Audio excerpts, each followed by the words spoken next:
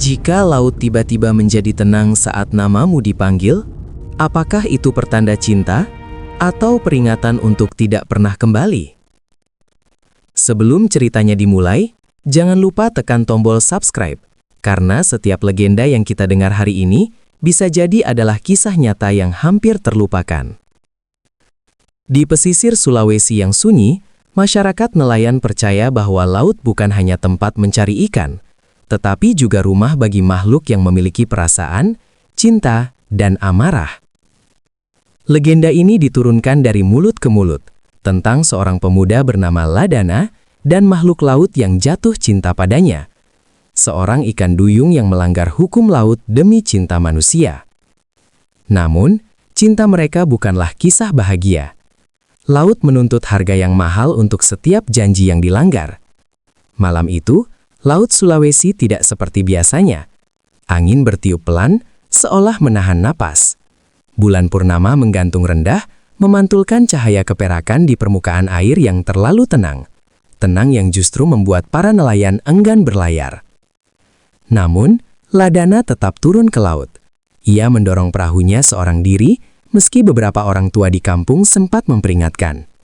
Jika laut terlalu diam, itu berarti ada yang sedang menunggu, kata seorang tetua. Ladana hanya tersenyum tipis. Baginya, laut adalah sahabat sejak kecil, tempat ayahnya menghilang, dan tempat ia belajar bertahan hidup. Perahu kayu itu bergerak menjauh dari pantai. Suara dayungnya memecah keheningan.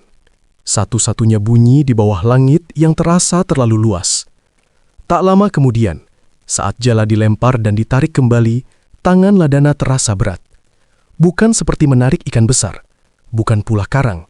Ada tarikan balik, seolah sesuatu di dasar laut sedang menarik jala itu dengan sengaja. Denyut jantung Ladana mengeras. Ia menarik jala perlahan. Air di sekeliling perahu mulai berputar. Gelembung-gelembung kecil naik ke permukaan, diikuti aroma asin yang lebih tajam dari biasanya. Lalu, laut terbelah sesaat. Dari kedalaman, muncul sosok yang membuat tangan Ladana gemetar. Separuh tubuhnya manusia, kulit pucat berkilau di terpa cahaya bulan. Separuh lainnya ekor ikan besar berwarna biru kehijauan, bersisik halus seperti batu giok. Matanya terbuka perlahan. Bukan mata ikan, bukan pula mata manusia, namun mata yang memahami. Ladana ingin berteriak, namun suaranya tertahan di tenggorokan. Ia merasa seperti sedang ditatap oleh laut itu sendiri. Sosok itu tidak menyerang, tidak pula menyelam kembali. Ia hanya memandang Ladana lama sekali, lalu menghilang ke dalam air tanpa suara, tanpa riak. Jala Ladana terlepas dengan sendirinya. Malam itu, Ladana pulang tanpa ikan. Namun, sejak malam itu pula, ia tahu, hidupnya tidak akan pernah kembali seperti semula, karena laut telah melihatnya, dan sesuatu di dalam laut telah memilihnya. Sejak malam pertemuan itu, Ladana tidak pernah benar-benar tidur nyenyak. Setiap kali ia memejamkan mata, ia melihat kembali tatapan dari dasar laut.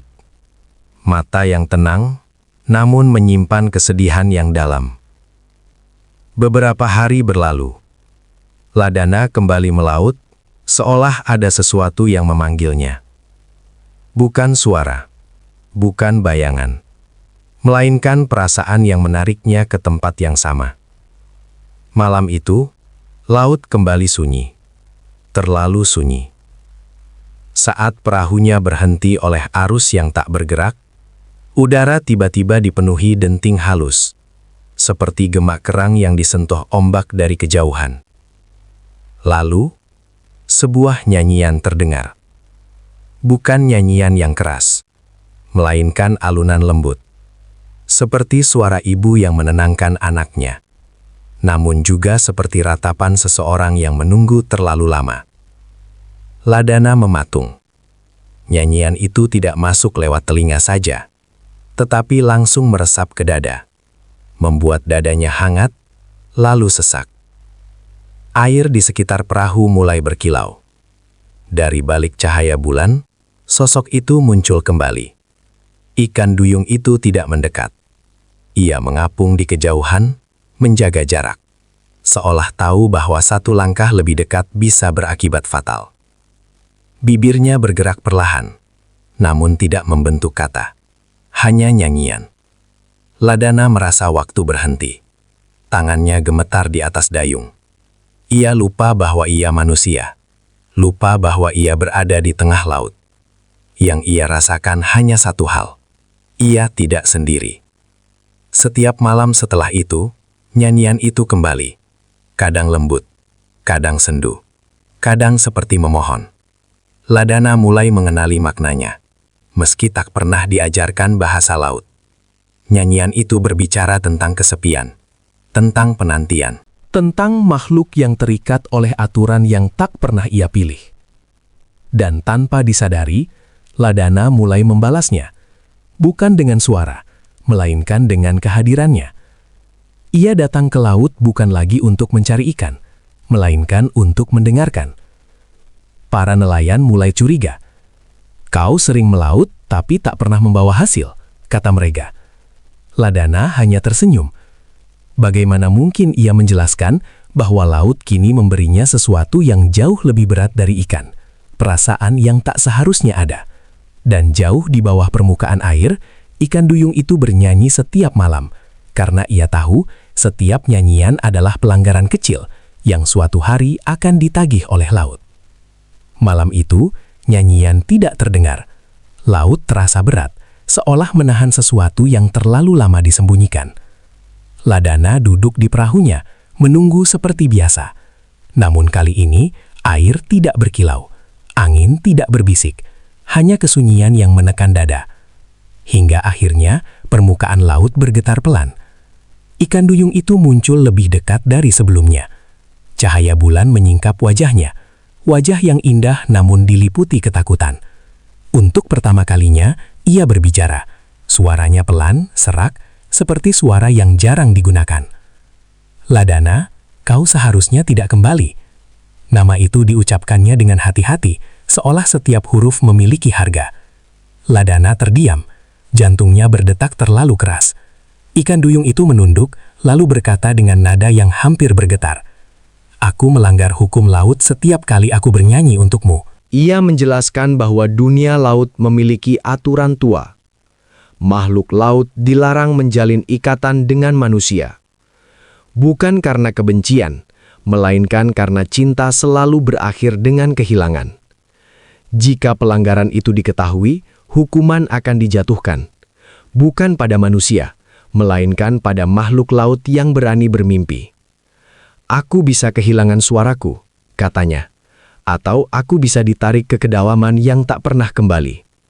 Ladana ingin mengatakan bahwa ia akan melindunginya, bahwa ia akan melawan laut sekalipun. Namun kata-kata itu terasa kecil di hadapan hukum yang lebih tua dari waktu. Ia hanya bisa berjanji, "Aku akan setia," ucap Ladana. "Aku tidak akan meninggalkanmu."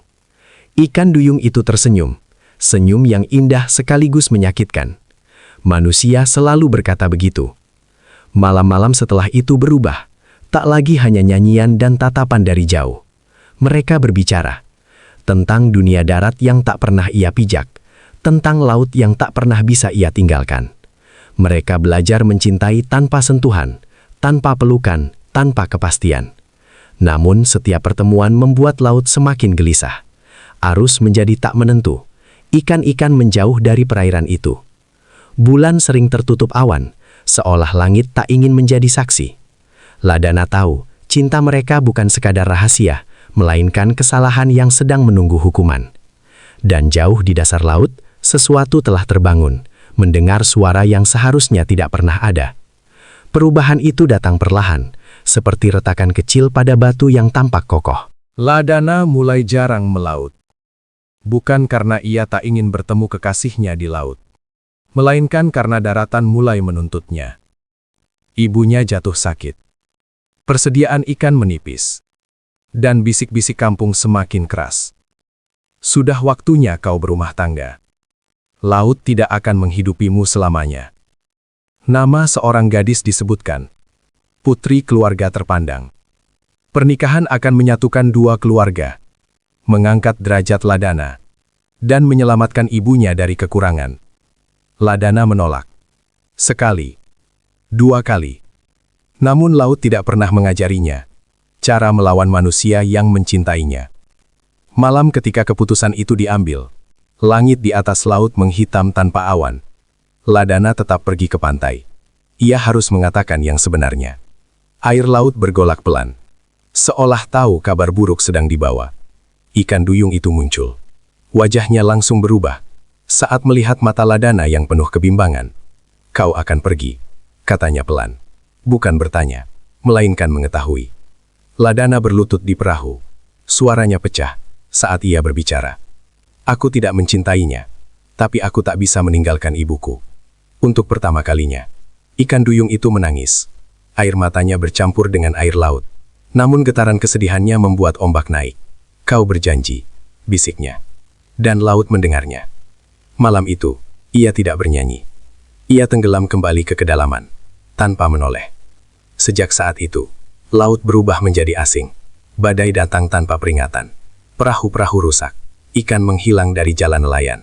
Pada malam sebelum pernikahan Ladana. Badai terbesar datang. Petir menyambar laut. Angin membawa suara jeritan. Bukan manusia. Bukan pula hewan. Ladana berlari ke pantai, menembus hujan dan pasir. Ia memanggil nama kekasihnya, namun yang menjawab hanyalah ombak yang memukul karang dengan amarah. Di kejauhan, ia melihat sesosok bayangan, terangkat lalu ditarik ke dalam pusaran air hitam. Dan di antara kilat yang menyambar, Ladana melihatnya, ikan duyung itu. Tangannya terulur, mulutnya terbuka, namun tanpa suara. Badai itu tidak mereda saat fajar tiba. Langit tetap kelabu. Laut mengamuk seperti makhluk yang terluka. Ladana tidak pulang teruah. Ia tetap berdiri di pantai. Mata merah, tubuh gemetar, menatap laut yang telah merenggut segalanya. Nelayan menemukan sisik berkilau terdampar di pasir. Bukan sisik ikan biasa. Biru kehijauan, retak, seolah terkelupas dengan paksa. Ladana tahu, itu adalah harga dari cintanya yang dikhianati. Tanpa berkata apapun kepada siapapun, ia mengambil perahu dan melaut sendirian. Bukan untuk mencari ikan, bukan untuk melarikan diri, melainkan untuk menepati janji yang terlambat. Di tengah laut, angin tiba-tiba berhenti. Ombak meredah seketika, seolah laut sedang menunggu keputusan terakhir. Dari kedalaman, ikan duyung itu muncul untuk terakhir kalinya.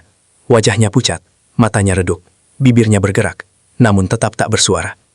Ladana terjun ke air tanpa ragu. Untuk pertama kalinya, mereka saling menyentuh.